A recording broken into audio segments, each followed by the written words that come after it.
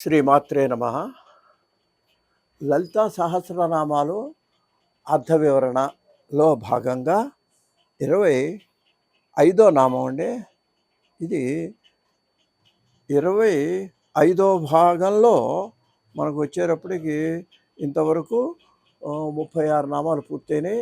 ఇప్పుడు 37వ నామంలోకి వస్తున్నాం మనం. అది అరుణారుణ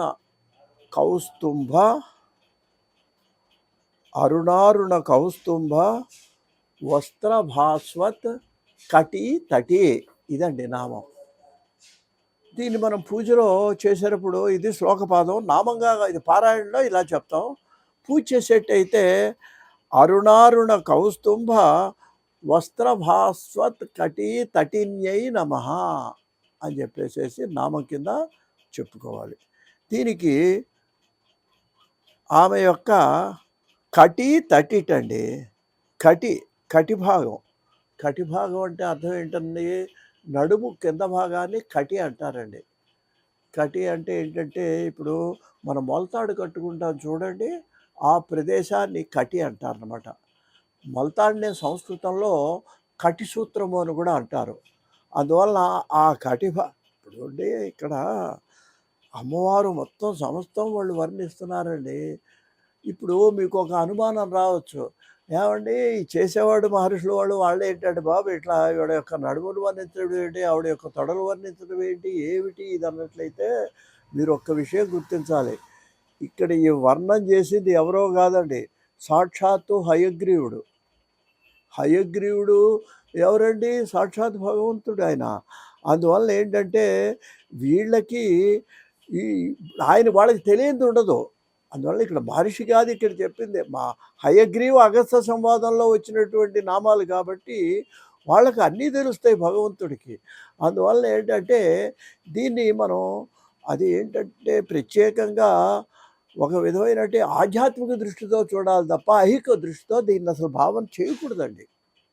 అందుకని ఇక్కడ ఆమెను ఏమని వర్ణిస్తున్నట్టండి, ఈ కటి తటి అంటే ఈ నడుము కింద ఉండేటువంటి ఆ భాగం ఎలా ఉన్నది అంటే 2 విధాలా వర్ణించండి. ఒకటి అరుణారుణ కౌస్తుంభము చేత కప్పబడినది. కౌస్తుంభం అనే మాటకు అర్థం ఏంటంటేనండి, ఎర్రని వస్త్రం అండి. అంటే అసలు అమ్మవారికి అన్నీ ఎరిపోయానండి. మనం చూడండి, గుడికి వెళితే ఎర్ర చీర పెడతాం, ఎర్రంచు పెడతాం, ఎర్ర జాకెట్ పెడతాం, ఎర్ర పూలు పెడతాం, మందార పూలు అవి. అందువల్ల ఎరుపు అంటే అమ్మవారికి ఇష్టం. అందువల్ల మీరు చూడండి, ఒక్కోసారి వెళ్ళేటప్పుడు దున్నపోతు కూడానండి ఎర్రగా ఉన్న వస్తే ఎందుకంటే మహిషాసురుడు వీడు పరిగెత్తుకొని ఎడతాడు, ఆ ఎర్రగా చీర కట్టుకున్న వాళ్ళ మీదకి వెళ్ళిపోతుంటాడు. ఎందుకంటే ఎర్రవారంటే అమ్మవారిని వాడికి జంతువు కూడా తెలుసు, వాడికి ఆ దున్నపోతుకు కూడా తెలుసండి. అందుకని మనం ఏం చేయాలన్నమాట, ఈవిడికి ఎరుపు అంటే ఇష్టం. అరుణారుణ కౌస్తుంభం అంటే ఎర్రని వస్త్రం. ఆవిడ నడువుకి ఒక ఎర్రని వస్త్రం కట్టుకుంది, చీర పైన. మళ్ళీ రెండోది ఎలా ఉంది అంటే, భాస్వత్ ప్రకాశించేటువంటి కటి తటి, అటువంటి ఎర్రని వస్త్రం చేత ప్రకాశించే నడుము కలది ఒక. ఇక ఆ తర్వాత నామంలో ఏం చెబుతున్నాడంటే 38వ నామంలో రత్నకింకిణిక రమ్య రచన దామభూషిత అని చెప్పాడు. దీంట్లో ఏం చెబుతున్నాడు, ఈమె యొక్క దాన్నే ఆ మొల నూలునే చెబుతున్నాడు. అక్కడ 2 ఉన్నాయిటండి.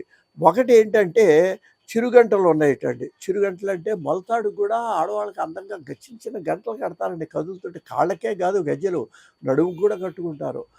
16 వరుసల నూలుతో 16 వరుసలతో కూడిన మొలతాడునేమో రచన అంటారు. రసన అని చదవకూడదండి. రసన అంటే నాలుక, రచన అంటే ఈ మొలతాడు. అందువల్ల ఆ మొలతాడుకు 2 విశేషణాలు చెప్పాడు. ఒకటి రత్నకింకిణి, రత్నాల యొక్క చిరుగంటలతో కూడింది అండి. రమ్యం, అందముగా ఉన్నది. అటువంటి మొలతాడుతో కూడింది అమ్మవారు. ఆ మొలతాడు పైకే కనిపిస్తున్నది. ఎర్రని ఎర్రని వస్త్రం కట్టుకుంది నడువుకి, ఆ పైన ఒక మొలతాడు కట్టుకుంది. ఆ మొలతాడుకు చిరుగంటలు ఉన్నాయి. ఆ చిరుగంటలకేమో మళ్ళీ ఆ చిరుగంటలండి వాళ్ళు వర్ణిస్తారు. ఆ శబ్దం ఏంటంటే ఓంకారం అంటారండి పెద్దలు. ఆ గంటలు మనం భక్తి ఆధ్యాత్మిక దృష్టితో ఓంకారంలాగా వినిపిస్తుంటాయి అమ్మవారి యొక్క చిరుగంటలు. అది ఈ విధంగా అగస్త్య సంవాదంలో ఆ హయగ్రీవుడు వివరించడం జరిగింది. ఇది నామంగా చెప్పాలంటే రత్న కింకిణికా రమ్య రసనా దామభూషితాయై నమః అని మనం నామం కింద చెప్పాలి. స్వస్తి.